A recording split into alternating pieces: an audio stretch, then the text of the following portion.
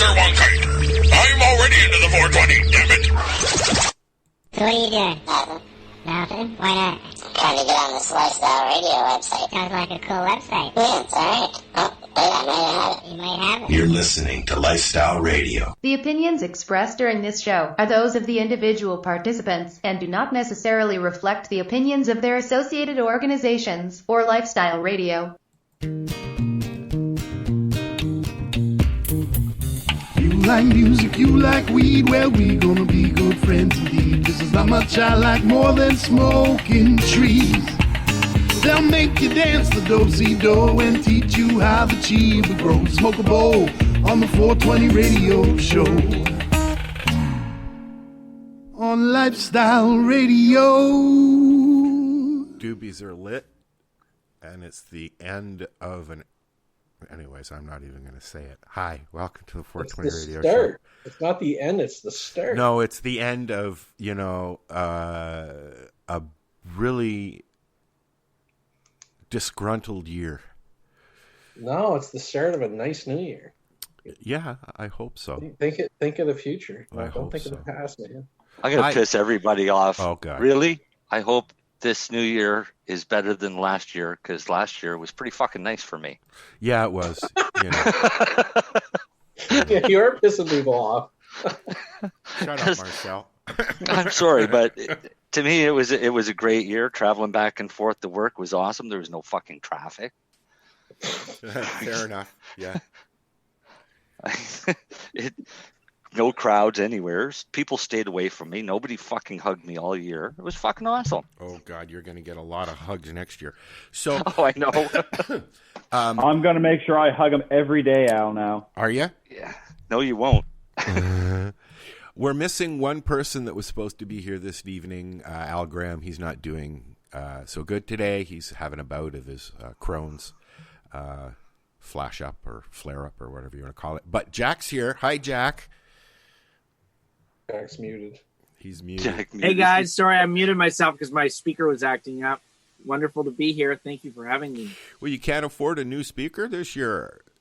You know what's funny is I have a wonderful computer. It's a really good Dell laptop, and for some reason it's the worst speaker on it, and I can't change it because I have all my legal software on it. So it is my computer. With mine, I lose about 5 years of stuff every 5 years or so. Unfortunately, but you can't do that. You have to have it all backed up and all secure and shit. So.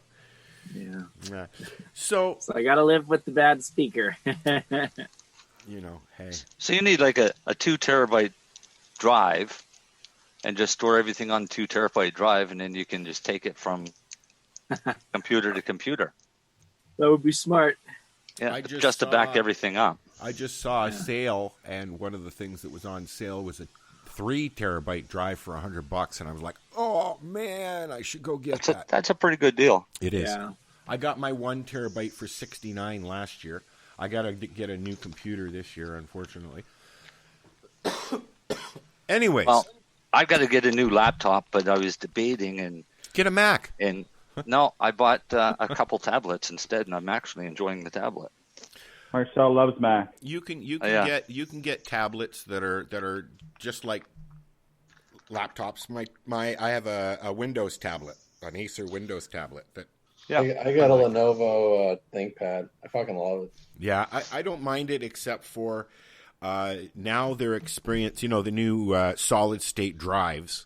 They're experiencing issues with breakdowns, just like they used to back in the hard. In the, what do you call them? The disk drives ones that we've been using for however long.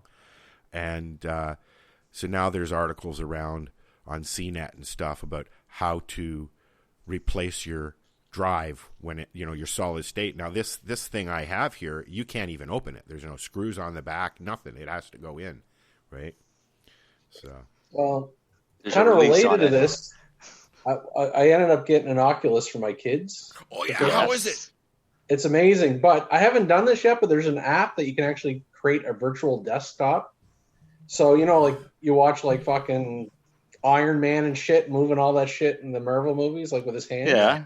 Apparently, with the Oculus, you can take control of your desktop and do that. No, that would I haven't done awesome. it. You got to pay for it, but the reviews on it must work pretty fucking good. The reviews are great. He'll have the. I'm going to. He'll have the subscription in a week. Yeah. The only thing I bought was The Walking Dead. I forgot to take my mushrooms. So you have to buy each of the games, type thing. What kind of There's some free demos and YouTube shit and stuff. All right, but you bought Walking Dead. So what kind of average price are you looking at for those? I think that was $50. I think $40. Really? Something like that. Wasn't bad. It's worth it. It's the coolest game I've seen in a long time. Cool. Comes with it? No, we bought it. You had to buy it, download it. But it's I got a scare. I don't know if you can see my finger, but I have a broken chandelier and a scare because I punched it out trying to stab a zombie. Nice. I got tennis elbow when I first got my what do you call it? My Nintendo Wii. Yeah, well, do you remember like when the Wii came out? How fucking amazing that thing was back then. Yeah, I loved it. This is that again. It's is like it? Just next level again. Yeah. Oh. This is like when the Ataris came out. Yeah. A little bit better than Atari. I bought a. Oh no! Trust me, there was a lot of excitement when the Atari came out. I was Coleco anyway. Hey Jack, cover your ears for a second. I bought a illegal gaming system for $69. Yeah, I got a couple of those that too. has all of the old Nintendo Game Boy stuff, and I love it because it's got Dr. Mario? The one with the pill. That's Dr. Mario. Is it Dr. Mario? Okay. Yeah. I love it. And Tetris. Yeah, They're the only two games I've played so far. I have a Retro Pi one. There's like 600 games on it. And I have an actual arcade one built with it built in. Do you game, Jack? Do you play games? I'm not very good at it, but I do like to play video games sometimes, but I'm pretty clueless about it. Me too. I used to play Quake and Duke Nukem and stuff like that. A big one that we used to play was America's Army. I've heard of that. Yeah, I've heard of that. It was actually developed by the U.S. Army as a recruitment tool. So they literally gave it out for free. This sounds like the synopsis of the last Starfighter movie. It's pretty much it was, and wow. And you basically had to go through basic training and things like that. But what it showed is they actually increased their recruitment rates because people were seeing how cool it is to be in the Army until they actually had to physically do it, not sit there with a fucking joystick. Hey, the hobo's here. Hey, hobo. He's inside today too. He's not crammed down in his little room. So, oh wow! What let him upstairs? What did we want to chat about today? Huh? Let's. Is Jack's book out? The psilocybin book? Yeah, it's out. It's out. I'm still waiting for. How's it doing sales wise? Good. Yeah, good. We're quite pleased. Yeah, I was still waiting for my copy to do a review. It's supposed to have been sent. That actually, Andy was supposed to send that, so you should have that. I don't have that. I've seen it at because I've been into because I'm going to try all the recipes. So I've seen it, but I've held it. 90 recipes, but I've not read it. How many recipes are in it? Well, Facebook flag us for talking about the book. Okay, no, wow. I'm not going to say I'm going to make every recipe because there's some recipes I'm not going to make for sure. Because if it's something that I'm not going to eat, I'm not going to make it.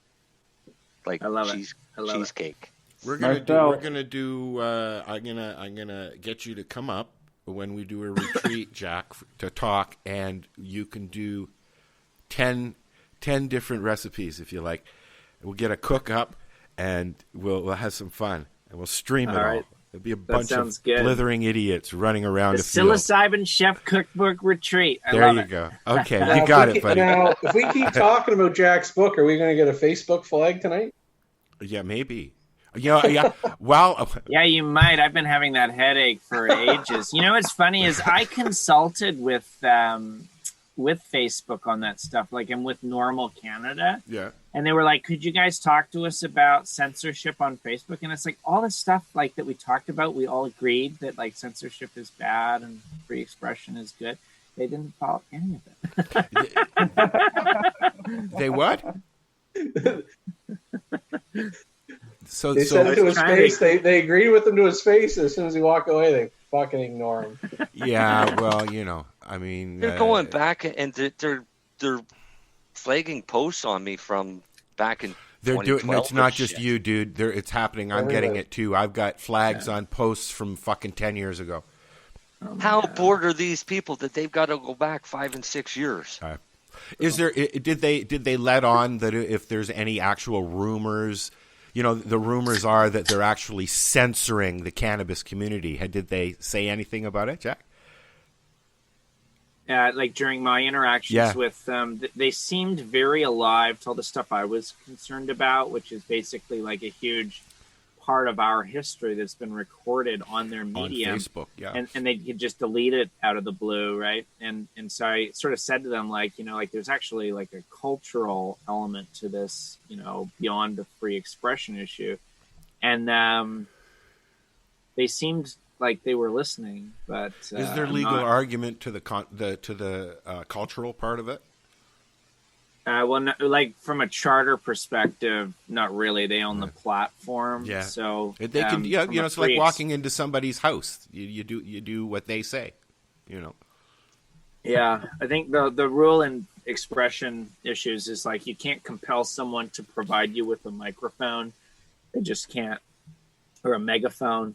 They just can't, deny your ability to speak. And so I think Facebook makes me very nervous as a lot of people have as a storage vessel for historical items. And I've got a lot of, like, all my books are on there. Like, it's a source of stress for me, for sure. The interesting thing I find is Facebook, and now they're being told to stop, I hear, is buying up all these little companies like WhatsApp and Instagram and a whole bunch of other, Oculus and all kinds of other stuff. And yet people are flocking to Twitter to express an illegal argument or an illegal business or porn or whatever. And they think it's worse, though, aren't they? It's on Instagram, you can get away with posting lots of crap, and that doesn't get flagged like it does on Facebook. But I think that's about to change. Have you looked at Instagram's new terms of service? Yeah, that's what I was getting at. Yeah, it's all going to it's all going to start happening at the same time on all these platforms because they're all owned by Facebook. It's like Microsoft and when they put out their upgrades, do we do it for free or do we charge people? Apple did the same thing, right? It's beyond big business, I guess. I think MySpace is going to make a comeback. You think? That's awesome, Lenny. MySpace and GeoCities are coming back. Actually, I was wondering about GeoCities the other day. They even still exist. I don't know. Oh, that's awesome. I used to love those websites. Geos. I'm looking it up right now, dude. Me too. Yahoo GeoCities. Yeah, it's on Wikipedia. It opens into Yahoo Small Business. That's trippy. Wow. Yeah. GeoCities dies in March 2019. Wow. So what do we think about? I'm changing the subject while you guys are googling. What do we think about what happened in 2020 with regards to our lovely plant we know as cannabis sativa? Well, it's sad that we lost an old pothead who was always my favorite. That happened in 2020. Who's that? Marianne died. She's not here. No, she's not here. No. She said in a post there, now I know who Marianne is. She had no. she didn't know why we called her Marianne. Yeah. Yeah. Well, she looked like Dawn. Was it Dawn Marie? Was it not her name? anyways, yeah, there was a few people we lost this year. Some because of COVID, some because of old age. It's really starting to. Is it coming down where you are, Jack? It's coming down over Scarborough. That's for sure. Oh, actually, I have a good one. Here's not about 2020, but the whole CBD CO2 patent violation lawsuit starting to go on now. Oh, take it away, dude. Yeah. Well, just Cannabis apparently suing GW Pharma for CO2 extraction patent violation. Yeah, because they figured they own the patent on it. That ought to get interesting. Yeah. They're actually quite litigious, Cannabis. Like, they have lawsuits in so many different... I kind of... Like, CO2 extraction existed well before the cannabis era. One would have to think there'd be some sort of prior... Like, could you even patent any of that stuff? Well, it depends. If it's patented, then it's patented, right? But who owns the patent on it? Does Canopy own a? Did Canopy go out and get a patent on something that GW was doing for years? Well, I think they purchased it off a German company, and so when they purchased it, like for a fairly significant amount of money, their position, I think, is that they purchased the patent for that method. Now, who knows? Maybe that German company had been doing business with GW for years. You know what I mean? So it's tricky. I don't know why they would file it in Texas. I'm sure they've got a reason for that. But yeah, there's another good one there with GW being out of England, Canopy being out of Canada, and they file it. Let's file this in Texas. Yeah, well, they have some footing in America, but it's hard to run a legal weed. I forgot to turn on Facebook, guys, so I'm going to do that right now. Hey, they can't fucking flag us when we're not on. Yeah. No, I just kind of figured, like, CO2 extraction period's been around before cannabis. Like, there's nutraceutical worlds. It's not like these CO2 extractors were built for cannabis only. So I'm trying to figure out. Yeah, I did a case in like 2015, and I had an expert that was dealing with that stuff. And it's like the perfume industry was using CO2 extraction essential oils, any of it. Yeah. So this is not unique to cannabis. No, and there's the concept of prior art, right? So just because you say, well, I'm going to extract cannabis, I'm going to create the patent for that. So it's just, anyway. And the other ironic thing is, I think GW Pharma has their own lawsuits in the U.S. For people making CBD isolate or selling CBD isolate, I believe. So that's crazy. So I'm just laughing because I don't know if cannabis companies want to get into these patent lawsuits, because that's right where pharma fucking rules. Exactly. And it's also, it's like the cannabis space is just like the worst. Like, it's not a great industry for patents, right? Yeah. Because we tend to share ideas and knowledge. Like, that's our bag generally. So I would think that it would be pretty easy to change the recipe, just one little thing to change the patent, wouldn't it? Yeah, but there's even rules about that, though, isn't there? You got to be careful on that. Yeah, like the patent will capture a fairly significant amount of what's there. So yeah, a slight tweak is unlikely to get you around a patent. Okay. But you've got a great defense if you're alleged to have infringed it. I guess that's what I'll say. Well, I know that I've heard that argument being used in a lot of music disputes, right? Well, it changed 3 notes to it. It's not the same song, right? That's a different form of intellectual property. I'm not an IP lawyer, but so copyright's a different form of intellectual property than a patent. Okay. Patent is basically a government-issued monopoly on a certain, idea, provided the fact that after 20 years, you make it free and available to the open market. And so they offer those to encourage companies to, you know, spend money on coming up with cool ideas and on ways to do things. And those companies won't do it unless, you know, that they're guaranteed some kind of a profit off of it. And so they get a patent on it so that they can basically, you know, go gangbusters for 20 years. It's only a patent only lasts 20 years? Yeah. Well, don't quote me. It's going to be different. Like for a Canadian patent, I think it is 20 years. Oh, wow. It depends on what the patent is. Some are 20 and some are 25, but you can get extensions on the patent if you're willing to pay for it. So you can actually patent longer, but it costs you quite a bit of money. Okay. It falls under what kind of a patent do you get to begin with. So some of them, like I say, some can be 20 years and some are 25.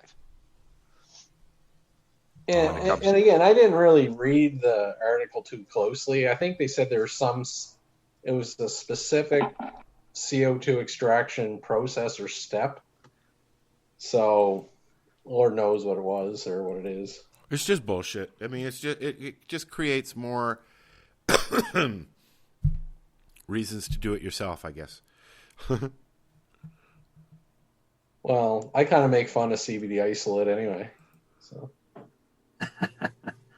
Why? Because it doesn't work as well. I'm sure there's people that'll. I get emails from people weekly that'll argue that point with you. I'm sure. Oh, that it works better? Yeah. Yeah, they're fucking wrong. All kinds of science to show it doesn't. There's the only reason CBD isolate came out, in my opinion, is because you have many countries that had a zero THC policy. They needed to get around the argument. Yeah. Exactly. That's why it exists, in my opinion. Now, from a manufacturing standpoint, an isolate powder is a lot easier to work with. But there's numerous studies showing the bell-shaped curve that you do need the other cannabinoids, or you'll get this kind of bell-shaped curve that eventually you keep increasing the dose and it stops working. Here's something that I've never asked you guys, and it just popped into my head. Is there a powder version of a full extract yet? Waiting for Marcel. Yes, go ahead, Marcel. Yeah, Marcel. Yes, I was actually playing with some today. Okay. Yes, and there's a patent do you have on a patent that. on that, Marcel? That's where I was going, Marcel. Yes. And yes, this is why I do know so much about patents, because we do have a patent on that.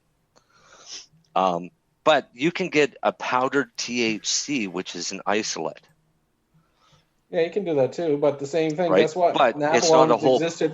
But nabalone's existed for years. I was on it for 5 years. But the difference between mine and nabalone's is nabalone synthetic, and mine is a whole plant extract that's turned to a powder. And eventually you're going to start having back and kidney issues on the nabalone, and your doctor will tell you, no, you weren't, but I'm going to say bullshit because I was on it for 5 years. I could barely walk after 3. You're not the first person that I've heard that from, you know. Yeah. I asked my doctor if that would affect it. I even asked Ira Price if nabalone would affect my kidneys, and it was just no. There's no reason why it would, but yeah, it did, because the minute I went off it, it stopped. I think it was because of the diabetes. Yeah, I was having trouble processing it. I don't fucking know. I'm not a doctor. Yeah. Let's sue them, Jack, just to find out. We'll get to the bottom of this. I just want to also... In about 2025, we will get to the bottom of it. I also want to remind people, just because I can, we have 19 more days. Of what? Nobody gets that. It's a great joke. People in the U.S. should get that. We have 19 days till the 20th. Oh. Now, I read the other day that he's actually said he's not leaving. Okay. Could you imagine if Justin Trudeau did that? Could you imagine if Mr. Moist was like, "No, I'm not leaving. My dad was here. I'm not leaving now." You know. Listen, I wouldn't put it past the fucking liberals right now. So, COVID's been very convenient for the politicians in this world. So, has it? Yeah, except if you're the finance minister in Ontario. Except for that guy. Yeah, he actually resigned, I hear. Yeah. Yeah, he kind of had no choice. All right, so we've got 3 people watching on Facebook. Let's all wave. Marcel is waving. I am waving. Yeah, I look like an idiot here, but I'm Darcy's waving. disappeared. Marcel's... Jeez, come on, guys. I'm shy. I'm really. What else? It seems like there was a lot of cannabis stuff. We're missing stuff. Yeah, we're just getting rolling. We'll figure It'll come back to us. It'll come back. It'll come back. I'm going to look at some of the articles that I've posted. That's what I'm doing. And Health Canada concerned too much cannabis is being grown at home was an article. Jack, you would know more than any of us because you work with Normal. Is there any validity to what's happening here with Health Canada putting out feelers for help changing things? Well, they've been doing lots of basically public consultations of late. So the Special Access Protocol has a public consultation right now for mostly it's focused on psilocybin and some other psychedelic substances. Is it really? Yeah, so that's going on into, I think, February. For cannabis, there's been rumblings for some time. I believe they are seeking on the sort of anniversary, starting to seek updates from the public in regards to suggestions for, better ways for legalization. All of that you can see just on Health Canada's website. Yeah, I mean, but the articles that are coming out are making it sound like they want to make some substantial changes, even to maybe how many you can grow and things like that. Yeah, they might. So there's a formula, of course, that we all are aware of. So they may seek to amend that formula somehow. It's impossible to know what they're going to try to do, but that would certainly be, yeah. Rumor has it they may sort of take a run at that. Yes. Do you think it has something to do with the fact that in the States, a lot of different states have higher limits on the grow your own thing? Because most states have like 6 plant limit, right? Right. Yeah, I think it has more to do with a concerted and politicized effort by law enforcement to target the medical cannabis community. So people with large licenses. Law enforcement is essentially trying to take a run at them. I think politically it's to benefit legal, I guess, their view of legal storefronts and things of this nature. But that's my impression, is that it's a direct link to sort of what I view as a 3-year campaign against medical growers, Wow.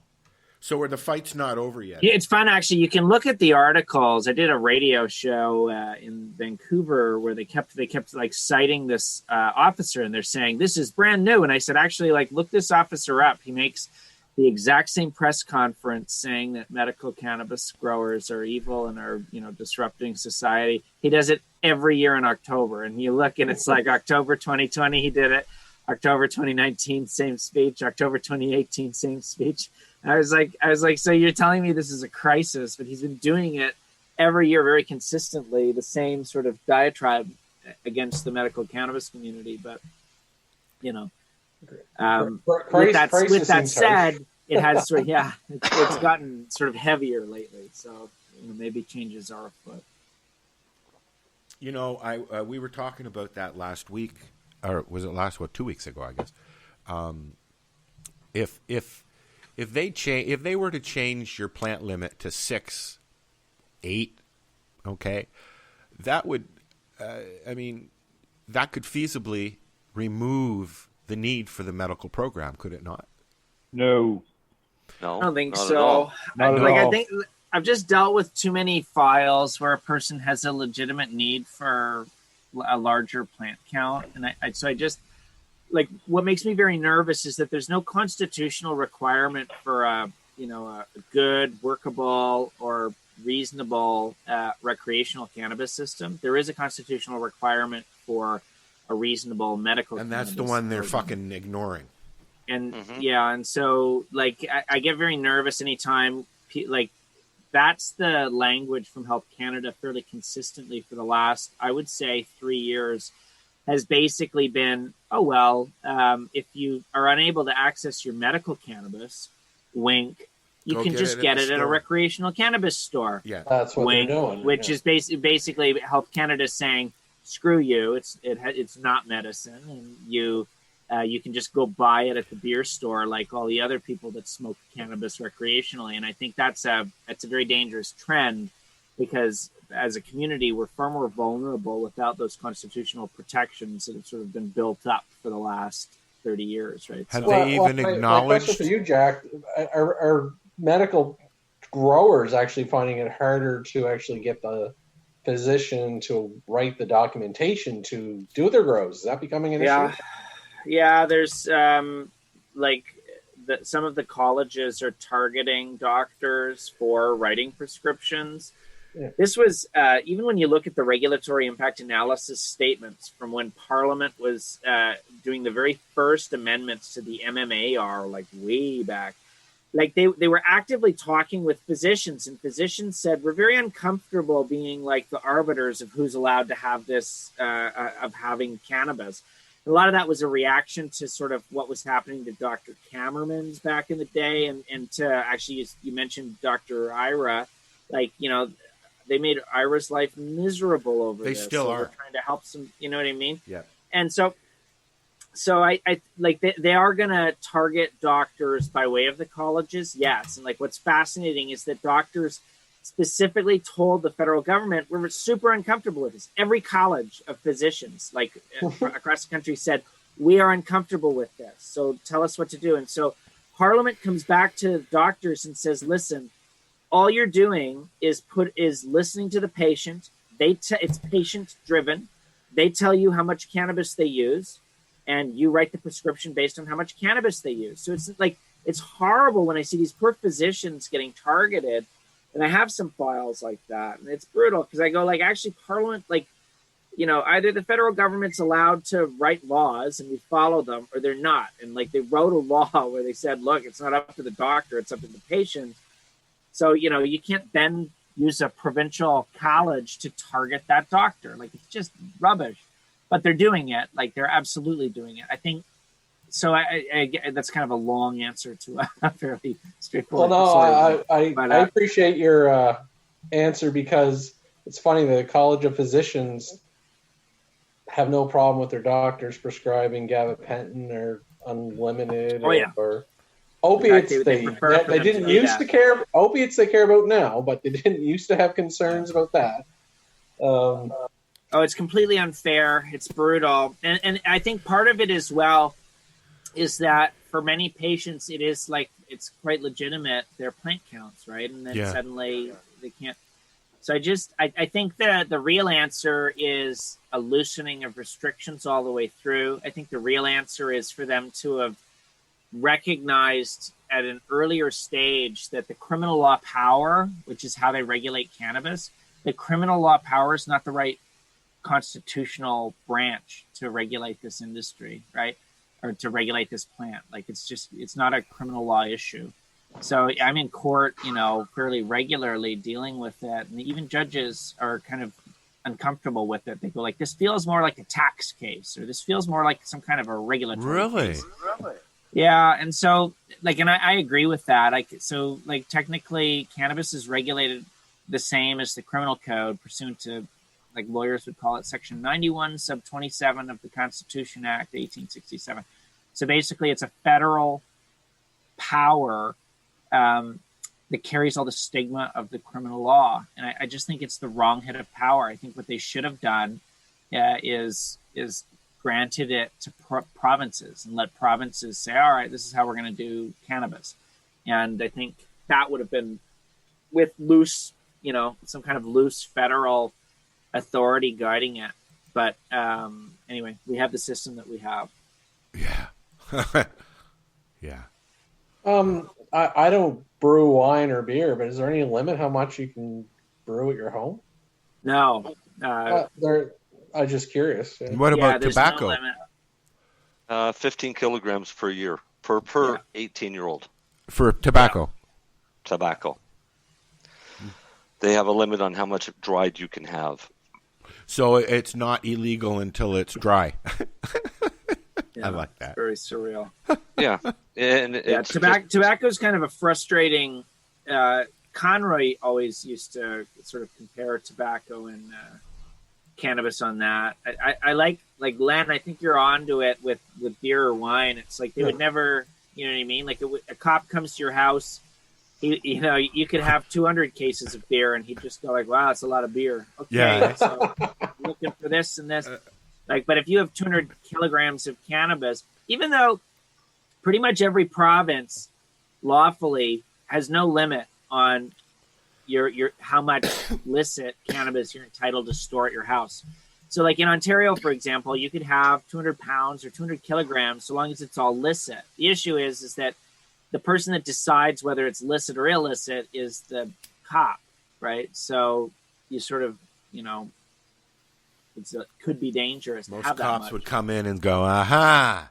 Definitely not licit, or they'll just trash it. They'll destroy it all and then not charge you. So Give me 50 pounds of it and I won't charge you for anything. Well, no, I would never suggest that, but I will say, I would say that you would you're going to want to have a very clear chain of custody on the licit background to your cannabis if you're going to have that much stored. So, what if you're a really, really good grower, Jack, and you can grow 5 pounds of plant indoors off your 4 plants, and he comes in and he sees your 20 pounds, and he's like, "You didn't grow that off 4 plants." Well, you'll win. He might. How do you know how I can grow? Exactly. I think it's a winner. I think it's bound. It's just that, do you want to be the person that has to sit in court and argue that? Yeah, yes. That's true. You know what I mean? That's the last thing you want. Oh, fuck yes. Would that be an expensive argument, Jack? Well, you'd need one expert, and so you're looking at least 3 days of court time. So it's not cheap, certainly. I would still become as much of a pain in the ass as Chris Enns. I mean, the courts love him. You can tell. But I would make life fucking miserable for them. Oh, boy. Well, everyone is working hard, certainly. But never go into litigation saying I'm going to make everybody miserable. Go in to win, right? That's why we argue. That's how I make everybody miserable. Here's the way I've looked, and you're probably going to get pissed off at me if you want, Jack, but that's fine. I never get pissed off, don't worry. I've always thought this about the law system and how lawyers work, and it's almost like a point system. It's like hockey. So if you get a win, then you get the point. If you lose, don't get the point. But if you take a plea deal, it's a tie. So both people get a fucking point, right? So when it comes to plea deals, it's almost like your defense and your prosecution are working together to screw you. Oh, well, I don't necessarily agree with that. No, sometimes, but it's just the way I see it. I look at it as being points. Lawyers come out saying, all right, I won that one. That's a point. Oh, I got a plea deal, so I guess still get a point, but so does the other team. Right. See, I pissed them off. But no, I certainly, I understand and hear what you're saying.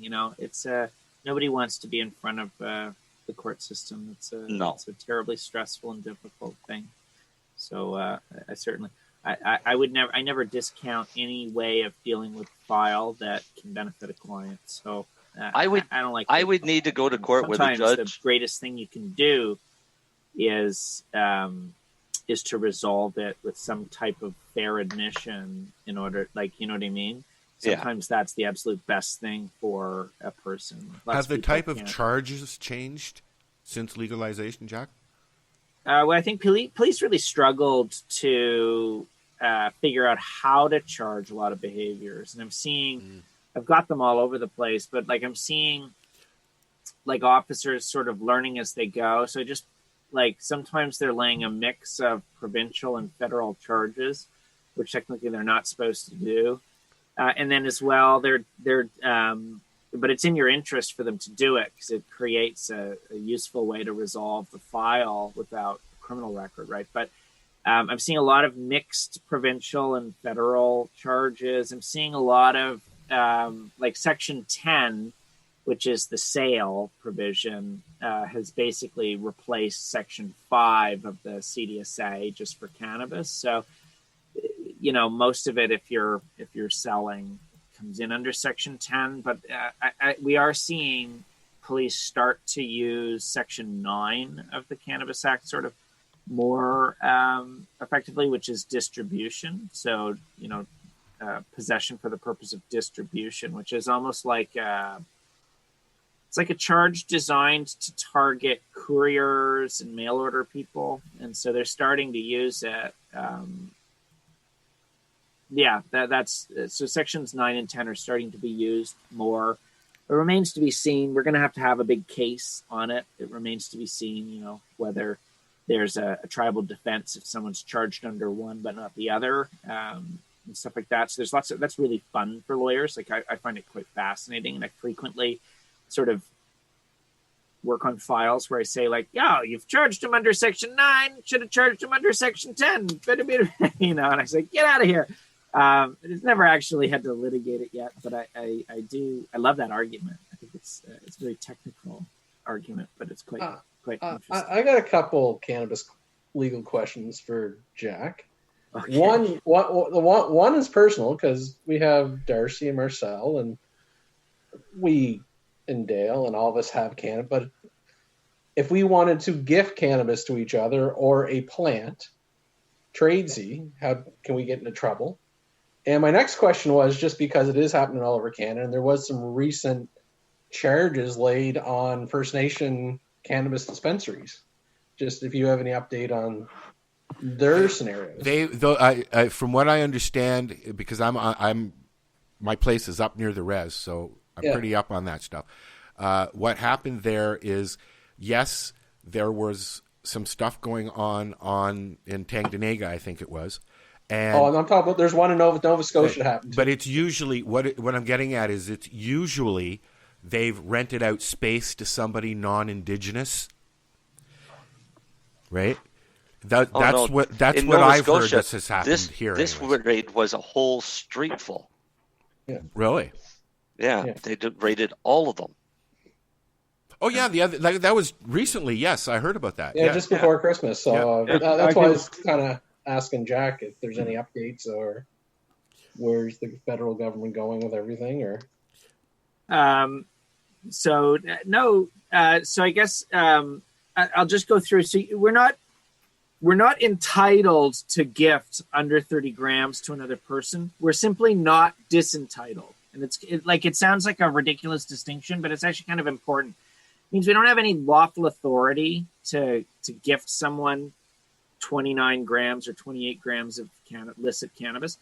But so we don't have lawful authority to do it. But if we did it, it's not illegal.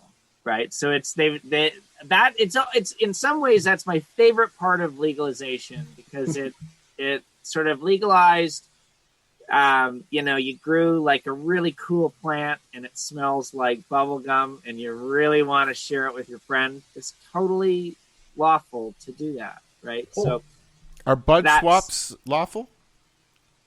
Bud swaps. So a big bud swap meet, you would run into a potential. This is sort of that remaining question under Section 9 of the legislation, is whether or not you are not disentitled to do that. My position, of course, is fill your boots and that. Okay, so let's have a bud swap this summer. but of course, again, we don't know, because the federal government, in its infinite wisdom, provided no guidance whatsoever on this lack of disentitlement that they've sort of foisted into the legislation. So we don't know. My position is Kirk. So I worked for Kirk Tusaw for years. His position is even more purposive with the legislation. I love his position. I don't know if I'm comfortable like saying like, yeah, sure, go nuts. Like I'm not going that far, but you are entitled to share under 30 grams. You'd be entitled to share one clone. Like if you came over here and I said, here, buddy, try this. That's basically illegal. Even though I'm in my own home? That's perfectly lawful. It is. Perfectly lawful. But if I say, here, would you like a few grams? It's... That's still lawful. Really? Okay. Totally okay. You can gift up to 30 grams, but depends on the police, because the police say that's 30 grams of stuff you've purchased from the Nova Scotia liquor or OCB. Yeah, or so it is. Where you run into trouble is what I frequently said is that how do we define licit versus illicit cannabis? So you're perfectly entitled to share that 30 grams, but it has to be, according to the legislation, it has to be licit cannabis. And so it comes down to whether or not whatever you shared qualifies as licit cannabis. And I've had Crowns, argue the argument, that unless you can trace the genetics of the strain back to a legal strain from an LP, then it's not licit And I'm kind of going like, okay, well, you go ahead, like you go get your genetics testing kit in your Inspector Gadget robe and so tell me what is and isn't licit. It's all the same bloody cannabis. Maybe they should inspect the LP cannabis at the same time. Well, yeah, no, that's absolutely correct. And I think that's the core issue here is that, the arbiter of licitness is, a cop. And he does, basically.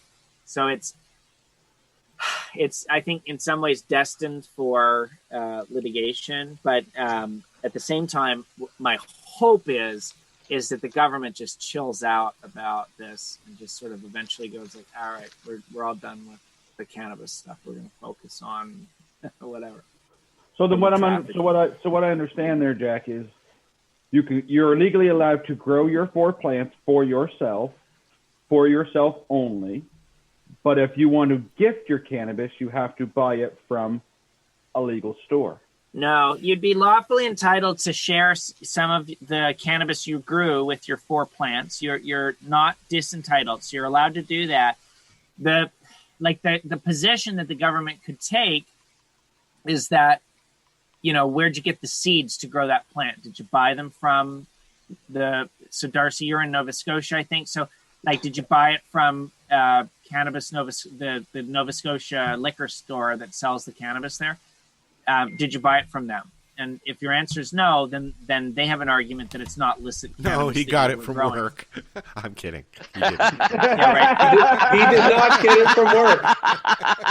So, that it's the one place he did not get it from is work. I was joking. Yeah, Calm down, Len. Don't even joke about that one now. That's not even jokeable. They're not. So it's this tricky situation because most of us we go like, I don't know, they were seeds I saved from this, or it's like, yeah, I bought them, off the internet, which of course that's technically, arguably not allowed, right? Yeah. So. Wow. Yeah. So there's that's that gray area thing that comes all back in, or if you want to call it a gray area, that comes all back into play. That's the say one thing, do another area. I do think it is a gray area. I think that basically you've got an incredible defense as long as you can basically show where the cannabis came from. My bedroom. My yard. Yeah. I just woke up, it was there. Yeah, I woke up one morning, there was 4 plants hanging. A bag was on my doorknob, officer. Yeah. I got mine from UPS. I don't know, pollen drift. I'm not sure what happened. Yeah, I thought I was growing tomatoes. Yeah. Mexican ones. Cops all know me in this town.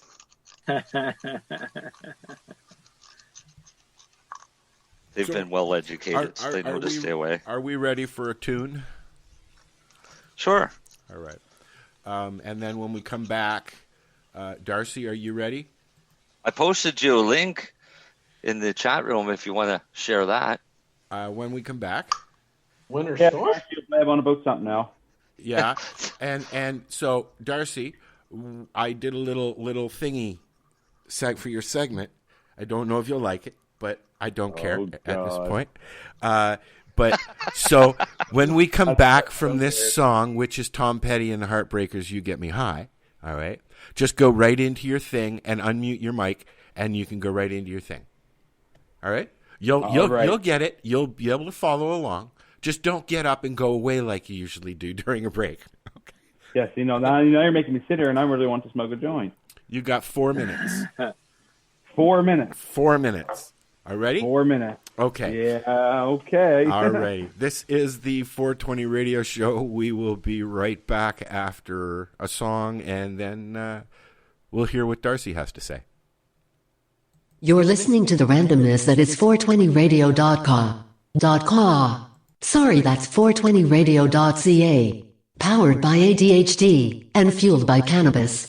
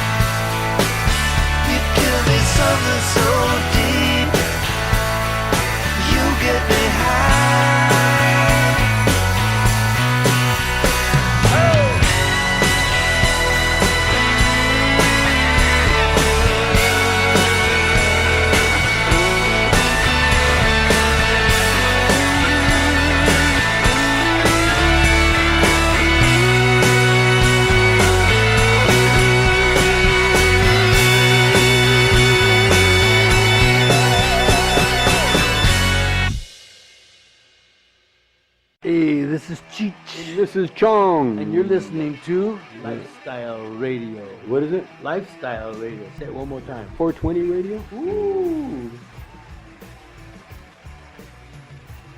This is how we grow the weed.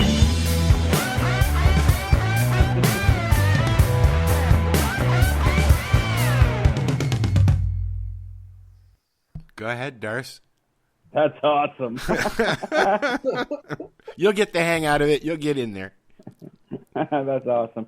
No, I'm just going to blab on a little bit about just some of the stuff I talked about over the last year, I guess.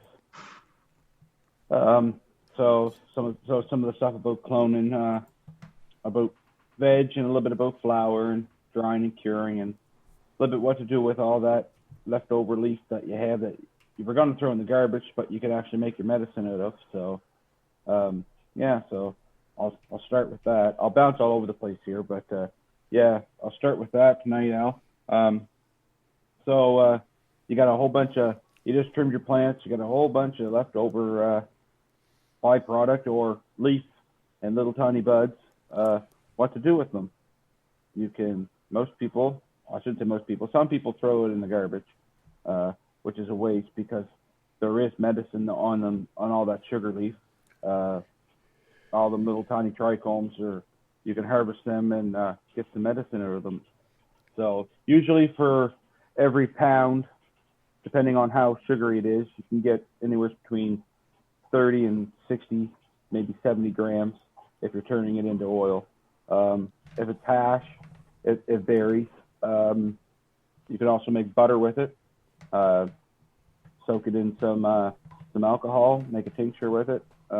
There's many different things you can do with it. So don't throw it out.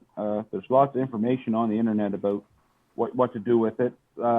Just do your research, make sure you're reading it from a credible site, because that's very important. Don't need people blowing themselves. Don't need people blowing themselves up.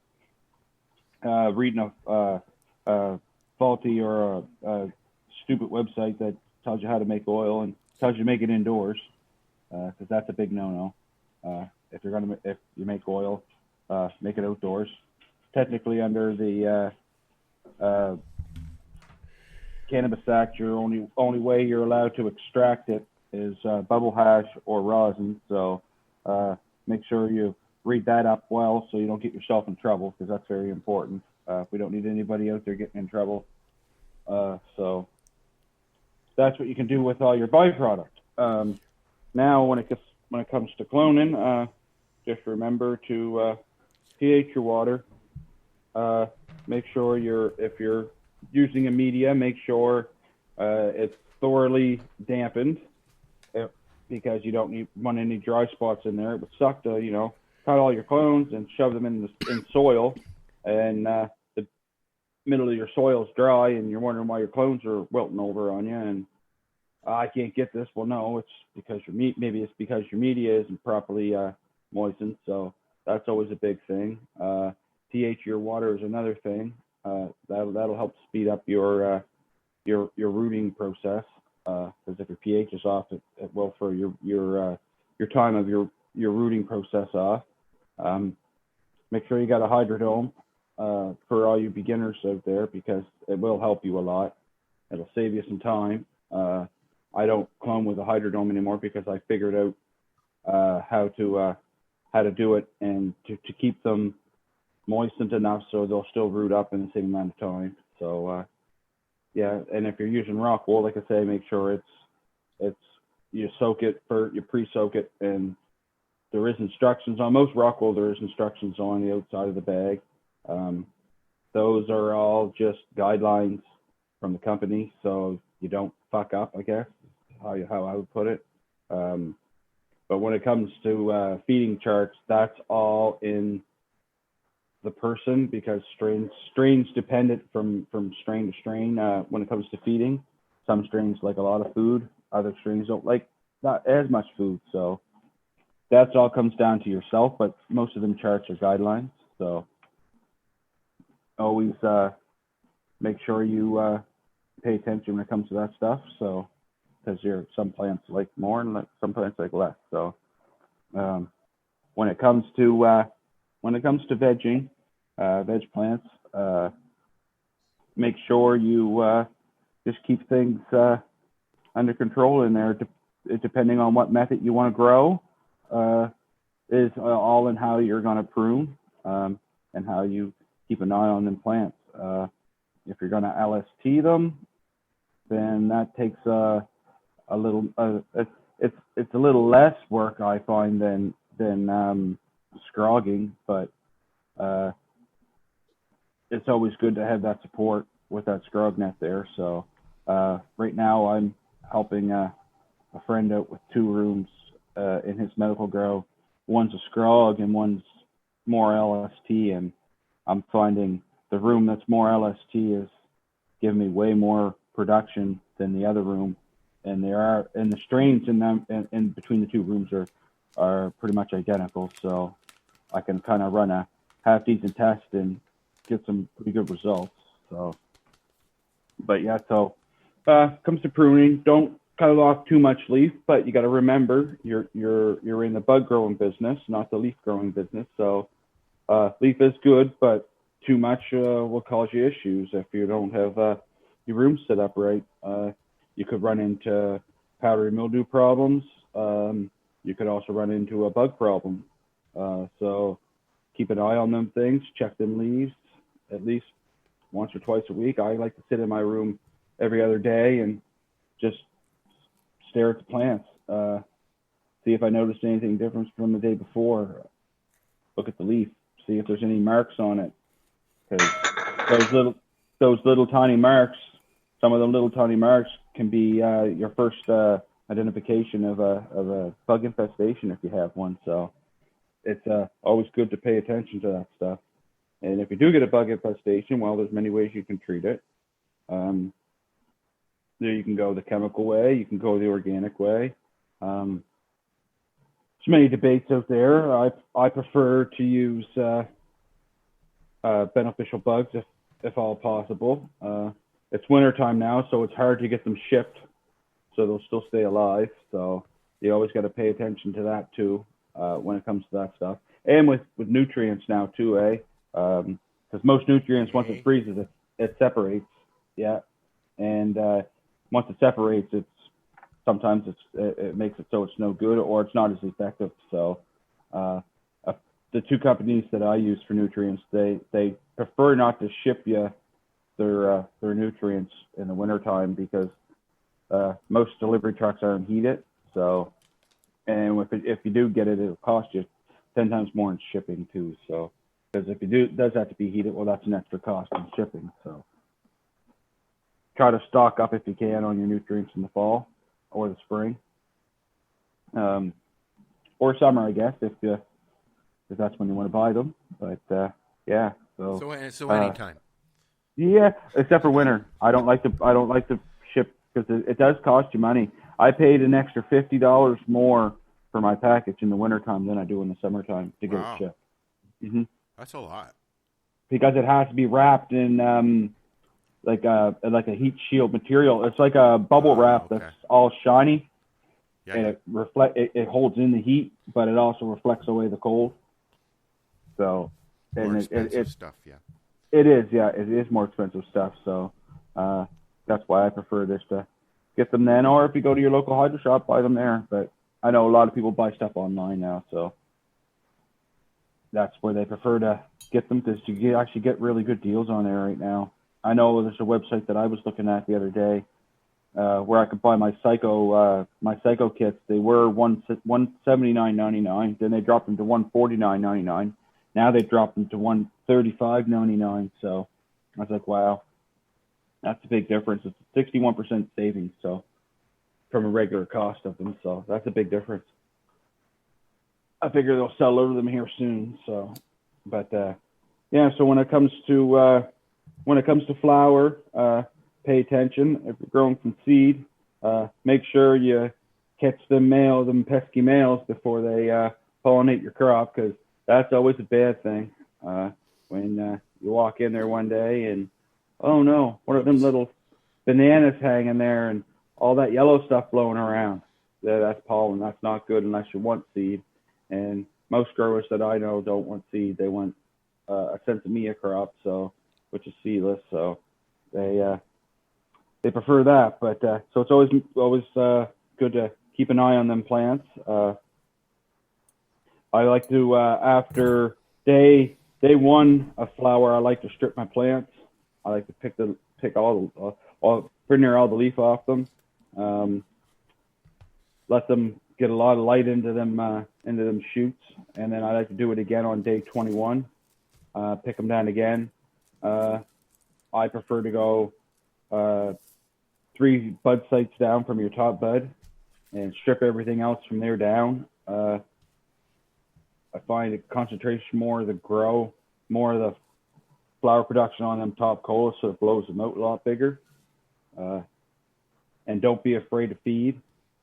But like I said, pay attention because some strains don't like it and others do.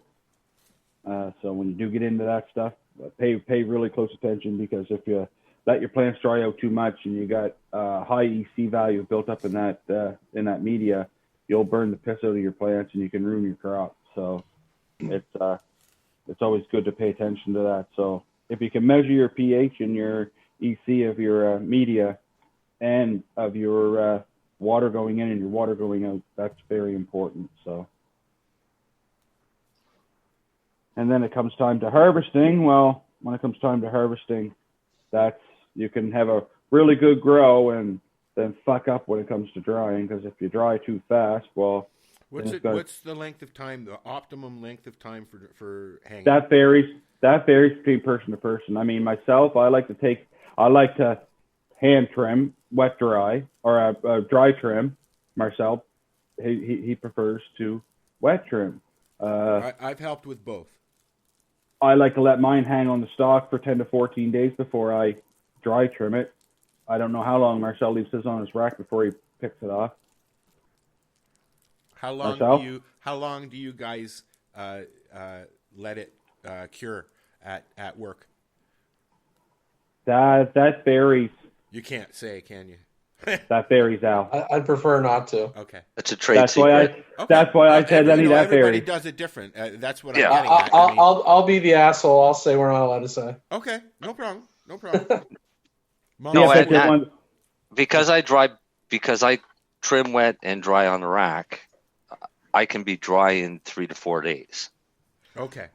And then into curing. And how long do you cure?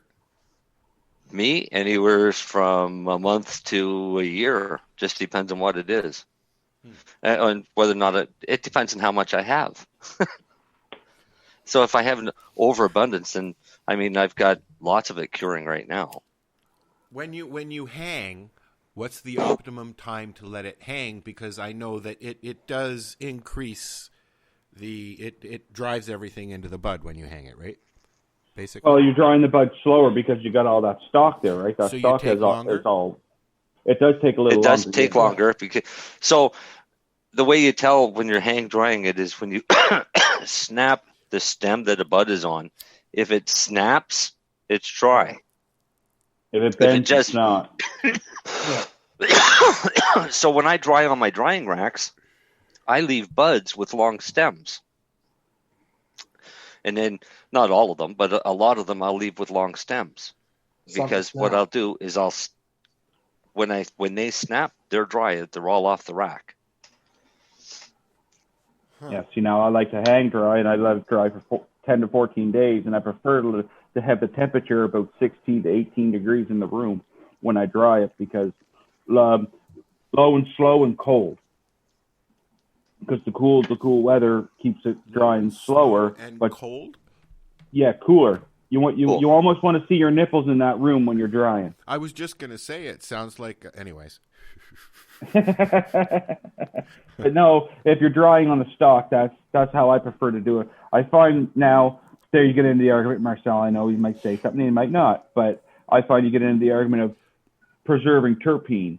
But you got to remember that terpene is so volatile that as soon as you cut the plant down, it's already starting to degrade.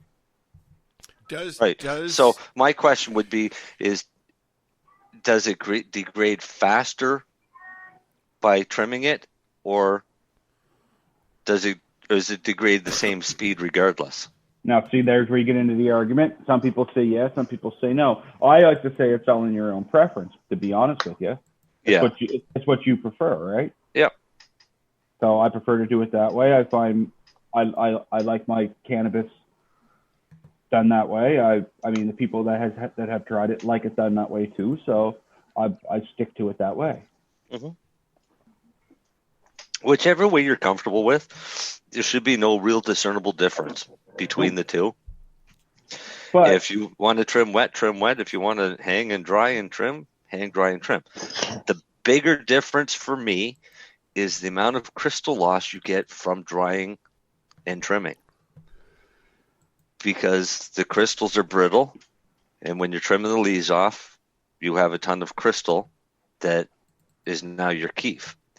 When I wet trim and I use a trim bin, if I hand trim over a trim bin, I have no crystal in the bottom, so I have no crystal loss off my plant matter.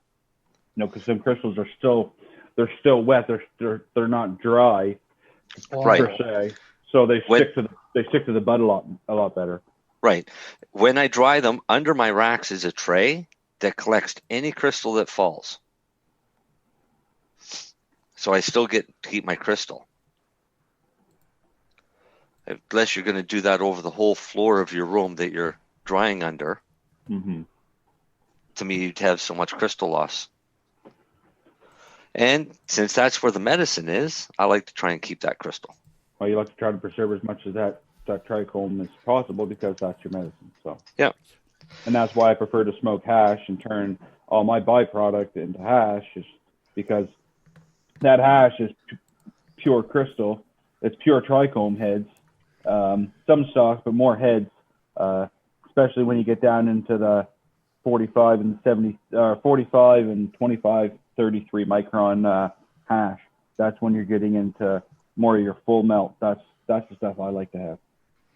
Actually, I just smoked some of that tonight. How'd you find it? I found it good, but I also ate a gummy. Oh, hey there, neighbor. How was yours? It's good, man. I enjoy it. Thank you very much. Lenny, I didn't leave you out. Yeah, he did. He said, "Oh, you got to take some of this hash and smoke it, and Dale will smoke some tonight, and we'll leave Lenny out because he didn't come get it." I actually, I don't think I've seen you guys in a couple of weeks, to be honest. I know. It's been a while. You don't come visit us anymore. No. Oh, wait, now I haven't been around for a while. I was gonna say you've been off too. Yeah, that's all right. I got some saved for you, Leonard. What kind of? I've now fucking forgot. Never mind. Go on. What was that bud you gave me? 4-star General. That's pretty good. I know. That's that Chem Dog tea and cross with Trace Dog. I have some Chem Dog. Yeah. I find you're getting into more of the hazy strain. It is. That's why I like it. Right? Yeah, it's very tasty. That's what the but I gave you too was their neighbor. Right on. Did you smoke it? No, not yet. Oh, to wake you right the fuck up. Yeah, it's sativa. Yeah. Don't smoke it before bed. Oh, yeah. To me, it's going to be a perfect one. I'll have that tomorrow morning with my coffee. Yeah. This is very sativa-ish. Yes, it is. That's why I grabbed it for the morning, and then I got some pink bubba there too that I like for. I'm having some great white shark and some bubble hash. Yeah, the bubble hash is good, Al. I'd rather smoke that. If I could afford to, I'd turn everything into it, but you don't get very much back in return if you took your 10 grams of bud and turned it into bubble hash. So I'm gonna get some a bag set this summer for when I get that to that point. Make sure you buy a set of all mesh bags too, eh? It'll make your life so much easier. Get quick drain bags, man. Yeah. We'll talk about it. And they're pretty reasonable price too. Don't worry. Yeah, the price is going down. It looks like your house is on fire, huh? Does it? It's class heavy. Oh, when I lit it? Yeah. No, where you were holding the smoke. Yeah, it's just like it's just constant smoke going across. Yeah, I do like that effect, actually. No, you get the odd cloud of it. It's cool. Are you done, Durs? Yeah. Okay, cool. For the most part. Hey, Jack. Yeah. You want to talk about mushrooms? What would you like to talk about? Well, just like, is this our next argument, you think? Well, I think that psychedelics certainly, like that's what I mentioned previously, that the special access protocol, so the program, rather the SAP, they're having a review of it. So my firm is going to be basically making a public statement on the issue, certainly. But I think that's an important argument to be had. Absolutely. Yeah. So I've been pretty honest with my doctor about it, and when I go see him, I'm going to actually ask him if he will help me go that far. Well, give me a call, man, because if your doctor's willing to prescribe, let's seek an exemption. Because, so this is what we did with Theracell, right? I am microdosing every day almost now, and it's helping me. I'm not on a stupor on the couch drooling because I'm so fucking depressed I can't get up, kind of thing. It helps with my ADHD.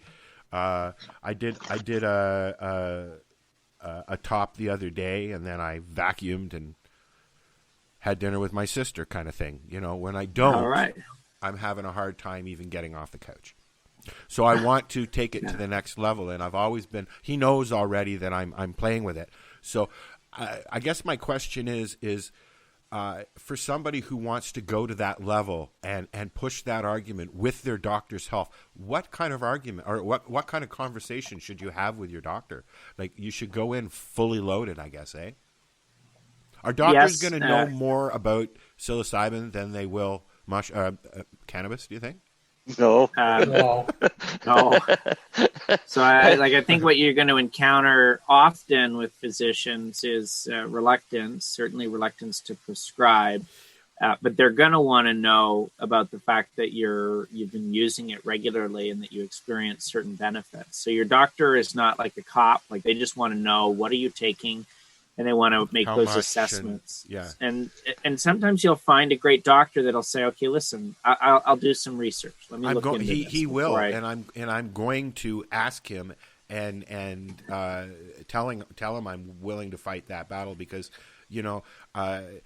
it's popping up all over the place in the media now, and they're going ahead with some experimentations with doctors and patients, and like, if I can get on that terminal cancer patient in Alberta was just prescribed it.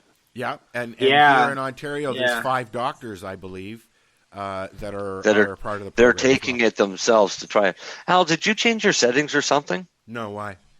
I'm only hearing you on the left side. Oh. Is that better? Oh, that's much better. All right. Okay. Anyways, go on. Where are we? Well, I suppose my point, and so that's Mr. Hartle that received the exemption in Alberta, which is wonderful, and I'm encouraging more people to go through it. It's funny, I visited my family's farm over the holiday, and my dad and I were just watching reruns, sitting around, and House. Remember House? I've been watching that too. It's been a marathon. Yeah. Yeah, and so we were watching, and this episode from 10 years ago or something deals with a guy that's suffering from really horrible cluster headaches. And of course, cluster, like that form of migraine or that. Oh, and he took the acid? House gives him magic mushrooms to deal with it. And then something came up. I couldn't watch the rest of it, but I remember thinking it's not new. This isn't new that people might use this as medicine. So what I would encourage you to do is to seek your own Section 56 exemption for the purpose of that use. Do you think that it's going to be a big of an argument as cannabis is? Or do you think they're granting the exemptions? Yeah. Like, that's what was so shocking with Theracell, right? Like when we did Theracell, we thought they were going to just reject us, right? Because when we did Tobin's application, they just rejected it. Instead, they just said, "Sure, go ahead and use psilocybin," and we said, "Oh, So the impression is that rather than having, lawful use dictated by, progressive court decisions and litigation, instead of that, it might just be applying for exemptions and using them, and applying for more exemptions and using them. But that's exactly what happened with the Section 56 before the MMAR. Before Parker got charged, there was a number of candidates using cannabis under the Section 56. Yeah. When Parker got charged and when they came out with the MMAR, the people on the Section 56 had to give up their Section 56 and sign over to the MMAR. Yes, although that is correct. I agree with you. Like we are in agreement. It's just that with psilocybin, it has not been Section 56 guided. I guess my point is that the government has given up a lot easier than it did with cannabis. Yeah, I think that I can see them getting to the point of being involved in treating it very much the same way as cannabis. I think it's quite right. Yeah. And the issue with that, again, is it's more of a medicinal aid than a recreational aid. Right. The same as cannabis. It's more medicinal than recreational. Yeah. It's not our fault that our medicine makes you happy. But it makes me happy by keeping me alive. Yeah. I just know that with the mushrooms, I got a smile on my face and a smile in my head again. Does that make sense? Yes. And that's what it's all about. The cannabis helps me move. It helps me get around.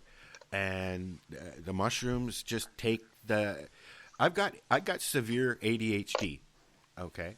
And I was an experiment in the 60s at the Hinks Clinic. I was on very high doses, blah, blah, blah, blah, blah.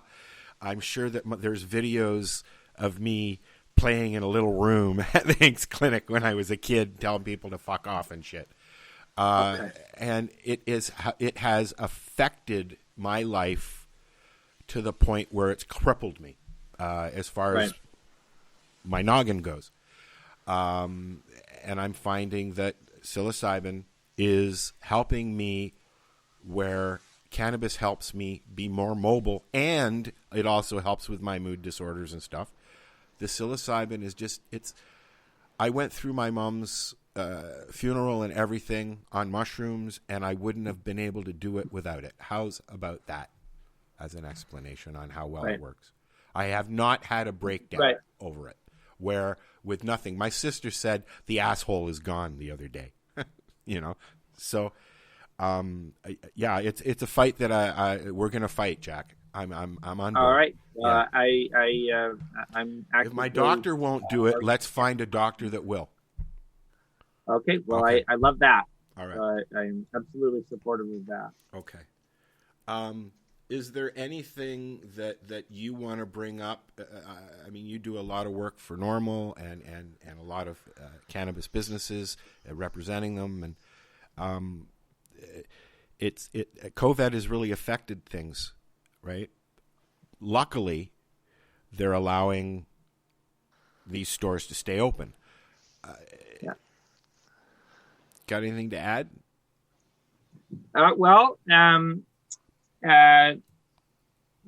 So I think that it was quite wonderful to see cannabis stores, deemed essential across the country, essentially. That was great. I would say that it's kind of cool, certainly in Ontario and BC to a certain extent.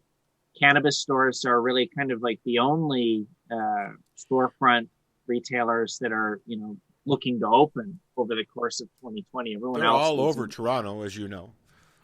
Yeah, so I think that was very positive. It's great for sort of normalizing cannabis. It's great for broadening awareness and improving access. So all of that was good. I think that a lot of the loosened restrictions associated with COVID we're going to need to fight to keep. Certainly that's...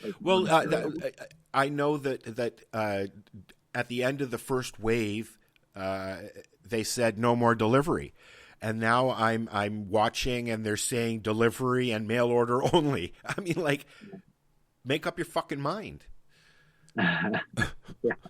Smoke a joint, Doug. Come on.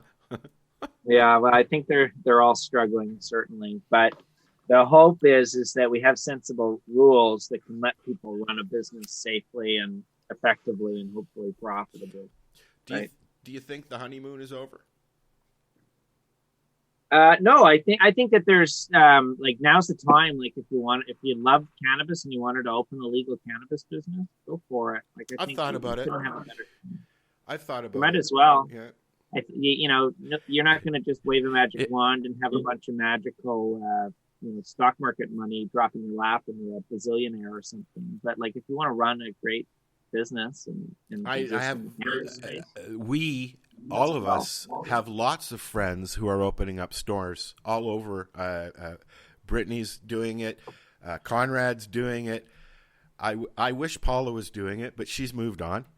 I've considered it, but for me now, there's no sense me opening up a store 10 minutes from the reservation. It doesn't make sense, right? You might have some pretty stiff competition. You think? I don't think that anybody would even come in the door at this point up there, anyways, because that's where I go. I'm very spoiled. I actually went to Cafe yesterday, and because I fully support what they're doing. Okay. And I like the fact, I've always said since the beginning, I want to be able to walk in a door and buy my weed and leave. I don't want to have to fill out a questionnaire. I don't want security questions. I just want to go, which you can do in the legal stores. You present your ID and you walk in. So yes, Cafe is not a legal entity. But they run it as if they were. Same restrictions. You show your ID at the door, you go in, you get your weed, and you leave. Where do they get their cannabis from? That's none of my business. So what are their prices like compared to the licensed produce or the legal stores? Well, I don't know. I've never been in a legal store, unless you want to call a reservation dispensary a legal store.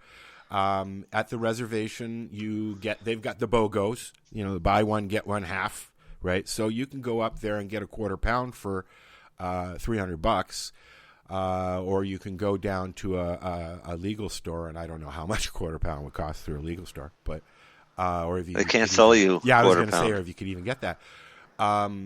You're looking at $100 an ounce at the reservation, basically. You're looking at $5 to $12 is what I saw when I was in Cafe, right? I've not been in a legal OCS type store.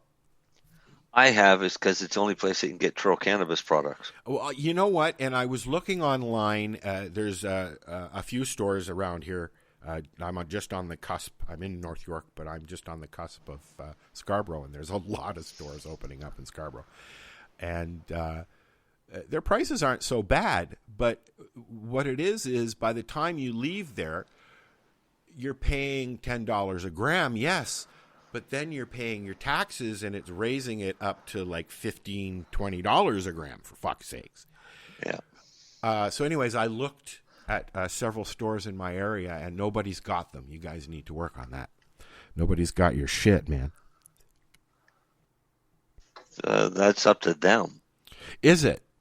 Yeah, because Ontario Cannabis buys from us. They buy from Ontario Cannabis. And they have a catalog that you can go through and buy what you want. Do you guys know where you can get in Ontario, or is it just at OCS? Like, do they tell you these things? No, it's at dispensaries. I'll be honest. Half our stuff's sold out. Wow. Yeah, I mean, you can go look for it, but there's not much left out there. I actually opened up a Cannabis Mac at Christmas. Is that something that's happening across the board with LPs in general, Len? I mean, no. Like It's a good it's one. Gonna take, Our good stuff is selling out. You guys have We have a couple slow moving. How many? I know you don't want to give particulars, but you guys, this is a year in now, right? You're asking, and go ahead. Okay, if I can't answer, I I'll know. tell you. You're a year into being fully legal, right? About 6 months, actually. Okay. Yeah. Has it gotten easier? Because you guys had 5 years of fighting. Our issue is we can't grow enough. So it's going to take you guys a little while to catch up. It's not a matter of catching up. Our problem is our products are selling faster than we can grow them. Grow it. That's And basically so the issue. back to my question: is that the norm right now? Is that what is happening? Because we've gone for from some LP, not enough. It has to be to quality. too much. To now you've got too much. You got to get rid of some.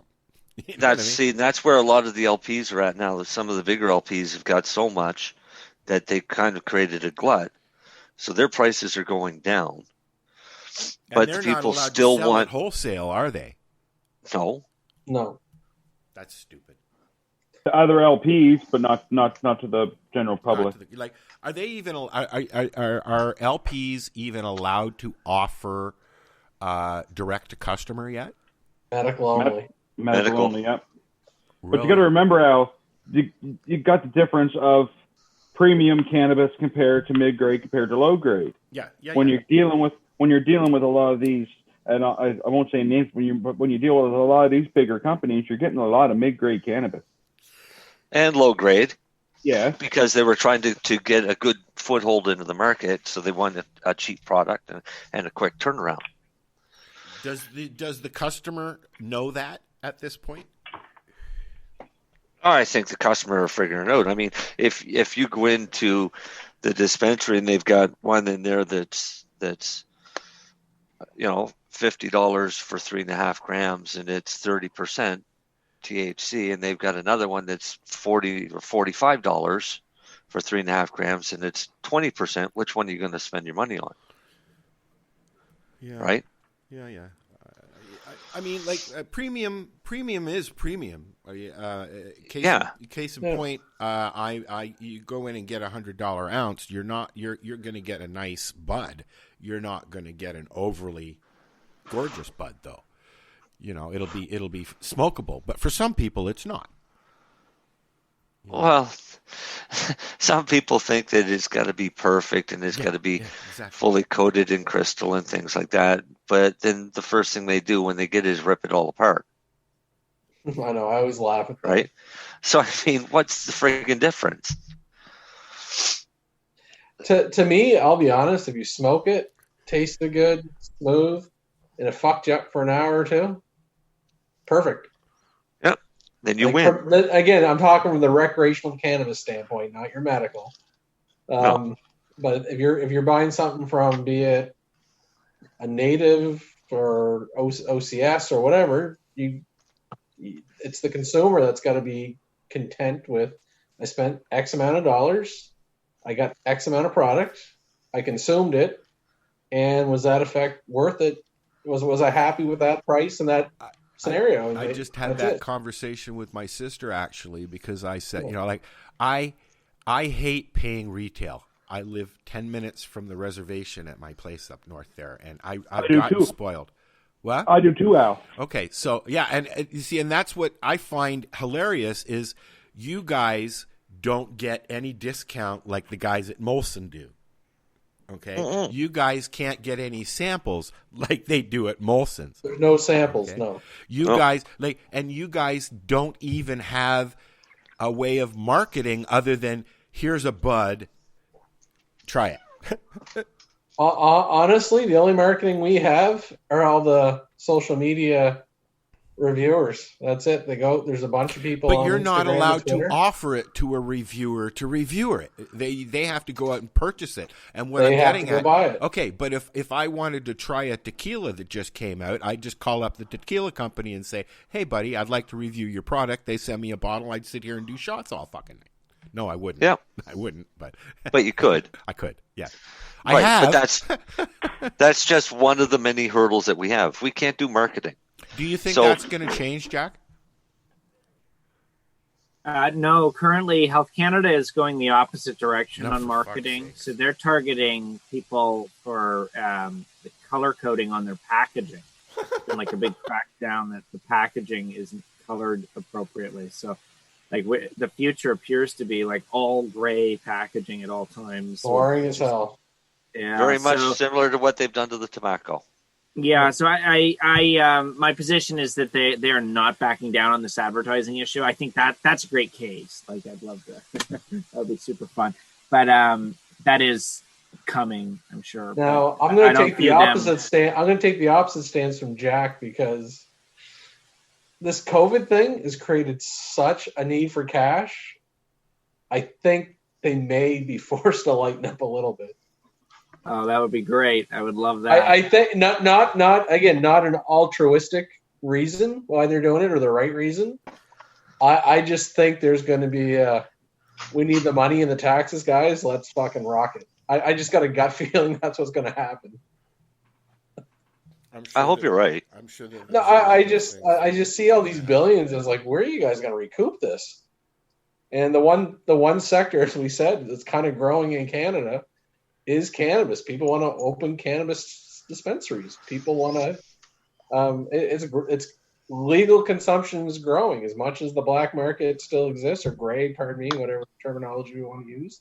It is the one thing in Canada that is growing. So yeah. What? Pardon the pun, but I just think eventually they're just going to like, we need the fucking money, we need the jobs. We got to eventually get over it. I think that if they really looked at how much money that in taxes alone that the cannabis industry worldwide will bring in for every country that it's available in. Like when I started doing this 13 years ago now, okay, we were waiting for California to go legal. They're going to be the first. You remember that, Jack? They're going to be the first to go legal. It's going to be California. No. Right. It wasn't. Arnold helped. He pushed. But it wasn't. And here we are in 2021 now, and Canada is legal, but yet it in some cases, like I'm just now remembering that when I don't have anything left, I can go down the road and get it. I don't have to go to the dealer guy anymore. But I haven't gotten to the point where I want to support, and I'm sorry, guys, the OCS way. I don't believe that is a way that a medical patient should have to obtain their meds. Okay. No, medical patients should be going to again, I'm a pharmacist biased, but medical people should be getting their fucking medicine at a pharmacy. At a pharmacy or something and again, like that. I'm biased because I own pharmacies. Well, let me ask you a question, Len. Are there products that you can sell in your store that I could grow in my farm and not have the same issues that I would if I grew mushrooms or cannabis? Like, are there other plant forms that you can sell legally that will help me, that they're not worried about? In a pharmacy, not like you're talking about like ginseng and stuff like that? I guess, whatever. Any you can go farm anything you want, but I can't go. I can't sell them out of my pharmacy unless they have a NPN number or something like that. Oh, like chaga. I'll pick on chaga for example. I can't go pick chaga and sell it in my pharmacy. Okay. Somebody can at a farmer's market. Is chaga illegal, Jack? No, it's not illegal, but I have pharmacy standards to meet. It's not illegal yet. Chaga? Yeah, I'll say yes. I have a lot of birch trees. Well, there's no risk with chaga. No, but they'll still make it illegal. If people start saying they're benefiting from chaga, they'll make it illegal. Oh, I don't think it's that. It's the inebriation, and that's the difference. And we were talking with Alan's doctor. I think the doctor's going to have you're going to have to explain to him what a microdosing is, because anyone takes a you're not getting the hallucination effects at the doses Al's talking about. No, I don't at all. The only other question the doctor's going to ask is like, where do you get it? Well, and the consistency and the sourcing. That would be the only doctor concern. That's never been a concern of where I get it with my doctor, so I don't think that. No, but most doctors, should be their questions is like, how do you know you're getting the right stuff and the consistent dosing? Because they have to approach this analytically. Well, but the other issue is they won't know what a microdose is or what effect you're getting. Like Mary Jane actually asked a question on our stream on Facebook. How do you think that the edible market in Canada is doing? And as far as opening bakeries in the future, where are we of bakeries and stuff and like cafes and stuff, Jack? As far as bakeries being able to, it's interesting. I always sort of suggest, like with alcohol, there's no bar. The bakery's making tiramisu, and they walk down. Actually, there was a bakery that was just busted for putting alcohol in their cookies. Right. Generally it's a tax issue that they're looking at with that. Really?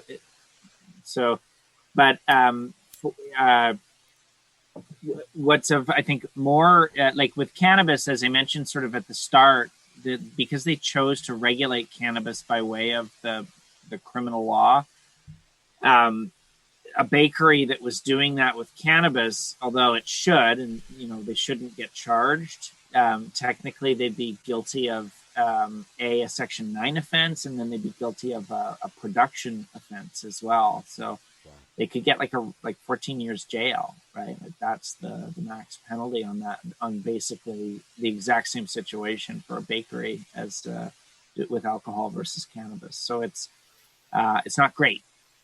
And I don't think that we're there yet. Like I've just seen too many criminal charges being laid for illegal, because it's so easy for cops. They're kind of addicted to it's conditioning. Charges. And I'm hoping you will see eventually, like the cannabis consuming cafe or bar, or whatever you want to call it. I would love that. Yeah, I think it's coming. It will, but it's far. I think it's a couple of years away still. Yeah, I think when you see the U.S. make their drastic change, Canada's going to have to react. Yeah, I think that's when we're going to see changes. Yeah. I agree. Well, guys, the Canadian Al, a Canadian trapper was sexually assaulted by a beaver. I read it as a 200-pound beaver. Was it a 200-pound beaver? I saw that the other day. Beaver or beaver? A beaver. A beaver, not Justin Bieber. I don't think he's more than 150 pounds, probably. Yes, start that. I could say something to that, Marcel, but I won't. Maybe he was sexually assaulted by a 200-pound beaver.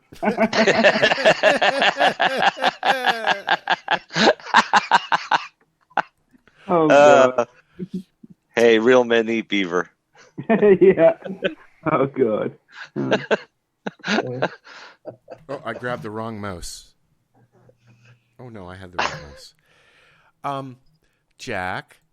Yes. We love you. Thank you for being a part of our lives for the last 12 years. Oh, absolutely. That's super fun for me, man. Always a pleasure. It's always a great when he's on. Why don't you... This is my 12th anniversary.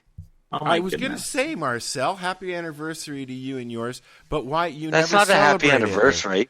It's Why? not an anniversary celebrate. Oh, all right. This was the day I went to the hospital and started my wonderful MS journey. Oh. Well, congratulations on surviving. Every year, this is the first year that I actually remembered. Wow.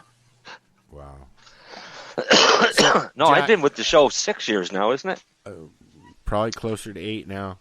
Yeah, Jack's been here like forever. Jack's been coming since I can't remember which co-host I was doing the show with. Probably Dave but Jack and Brian. Jack used to come before Jack was a lawyer.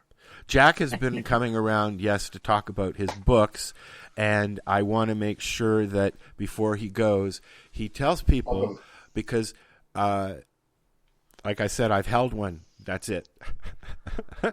I was supposed to get one, and it still didn't show up. Unfortunately, your screen is messing up the picture, Jack.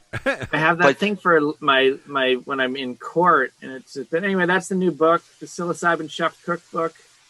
Pretty cool and exciting. Where? Available at all good bookstores, as well as Amazon. Lots of head shops carry it. Yeah, Campbellford Lifestyle Shop has it. Oh, cool! Yeah. Oh, great! Yeah, that makes me happy. That's great. That's Canada's. Yeah, that's awesome. Yep, they have one sitting there. Cool. That's the one I've held. Oh, nice. And I'm gonna get one. I just have to, Beauty. Yeah. Break down and spend the money. That's a new book, man. So I hope people like it. It's pretty cool. Do you have? Can we send people to Green Candy to the website to order stuff, or is that the best, quickest way? Best is Amazon. Just go on Amazon to order it. If you want to track us down and see our books, we're just we're on Instagram. That's what I was getting at. Yeah, because they also have. Green... Oh, sorry, bro. No, they also have my other favorite book. They have a lot of favorite books. The third edition Grow Bible. Somebody stole mine. Oh yeah, that's a great book. My Professor Lee book, dude. Oh really? I don't have it anymore. It's not. I haven't found it in boxes or anything. Yeah. One day I hope to have a whole catalog of Green Candy Press books at my place. Yeah. Oh, that's awesome. We'll have a whole library of Green Candy because at one time you guys were one of the only publishing companies that was putting out books about cannabis. Yeah, well, we were sort of one of the guys doing it. There's lots more now. I don't know how long they'll stick around doing it. We've been doing it for a long time. Do you think that print? We're definitely the only one one making new books about psilocybin. Although I think that people are going to start doing it now that it's. Are you going to continue? We got doing into print? the psilocybin books like 4 years ago. Are you going to continue doing print though? Oh yeah. That like ebooks are still. It's a really marginal element. It's not. Ebooks don't sell as well as people believe. My mom gave me an e-reader years and years and years ago, which I don't read, so I gave it to my buddy, and he was pulling stuff out of his bag at the trailer a couple of weeks ago, and he pulled the thing out. He still uses it too. The thing's probably like it's an actual an e-reader. I think it's what it's called.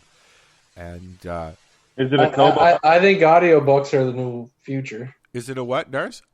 Yeah. Is it a Kindle or a Kobo? It's I believe it's a Kindle. Yeah. I think audiobooks is where everything's going. Yeah, I've found audiobooks to be extremely useful. I'll be out if I'm walking somewhere. I can just exactly. I've been doing podcasts like Rogan's and all those things, and I just think that's so. Saying that for the busy person, you can get us at 420radio.ca. And you can look at the catalog that we have on of Spreaker of like 12 years or so of shows that we've done, various formats, Al Graham's show, and lots of Jack stuff. But it's a lot of information, and there's like I think almost 1,000 hours or 500 hours of podcasts there that you can get on the radio, that you can get on the Radio Canada app and on the Spreaker app and on iTunes, all the formats you can get it on. Like if you just type in the 420 radio show, it's baffling. Oh my goodness! I do a search every now and then, and I find websites that are listing our podcasts that I've never heard of. They're just tiny little, this is what we listen to podcast sites, and they list every show. Right. Yeah. Cool. It's insane. It is. It's well, you've been doing this a long time too. Like how many podcasts do you think that you've been on, Jack? I mean, come on now. Man, I don't know. A lot. Just imagine Just imagine if you had a nickel for every one, Jack. I love it. I tell you, I'm greedy. I'd like $1. If I had $1 for every Bitcoin sample that was sent to me back when it was coming out, I wouldn't be sitting here right now. Okay? Should have took them Bitcoins out. Should have taken those fucking Bitcoins. Yep. You got a place where people can find you if they need legal advice, Jack? You can just email my office, which is info@lloydlawcorporation.ca, or you can reach out through Twitter. I'm Jack Lloyd Lawyer on Twitter. And then if you'd like to talk about Green Candy Press and the great books, you can just look us up at Green Candy Press. Yeah, and they're Twitter, on Facebook too. Yeah. Awesome. Guys, you got anything you want to slide in there? Any shout-outs? Any thank yous for a great years? No? I didn't think so. Not really. Well, an old fella jogged by me here the other day. I have an old man that lives up top of the hill by me, and he jogs like 15, 20 miles a day. This old fella, he jogs like that. This is how he got back to good health, as he jogs and jogs and jogs. Anyways, every time he jogs by, he always pops in, gives my dog a treat, and tells me a joke. Now, sometimes the jokes are clean, and other times they're dirty. Well, he told me a dirty joke the other day, and I never stopped laughing for 20 minutes afterwards. He told me that. So I'm going to go ahead and tell it to you, Al. One day, a little boy got off the school bus, came home from school, and his grandpa was sitting on the step, rocking in the rocking chair, having a smoke.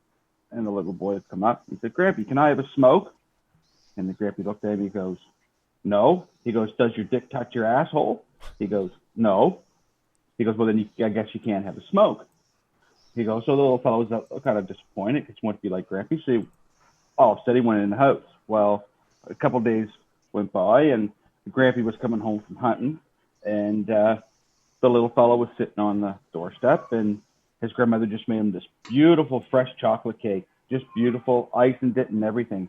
And Grampy could smell it, and he walked up on the doorstep. He looked at the little boy, and he said, "Hey, do you mind if I have a piece?" He goes, "Does your dick touch your asshole?" Grampy goes, well, matter of fact, it does." He goes, "Good, go fuck yourself."